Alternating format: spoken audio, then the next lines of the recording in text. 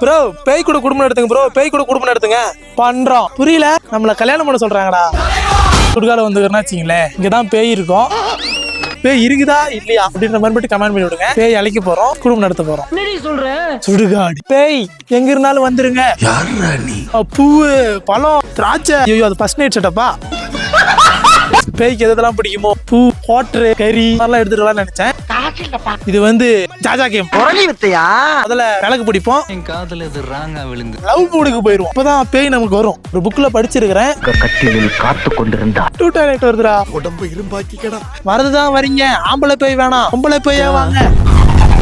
எதுக்கோசரம் துண்டு கட்டிக்கிறனா வச்சிங்களே, ஆட்டமா இருக்கும்ல. மூக்கு புடப்பா இருந்தா சில நேரத்துல இப்படி எல்லாம் யோசிக்க தோணும். இதுக்கு மேல என்னடா வேணும்? Perfect place, perfect man, perfect light. சட்டு போட்டுன்னு கிளம்பி வரது விட்டுட்டு நானா தான் வச்சுக்குவேன். அவ்வளவுதான் லைட் ஆஃப் பண்ணிட்டு சரக்கு வந்து பதில உட்காந்துருப்பேன்.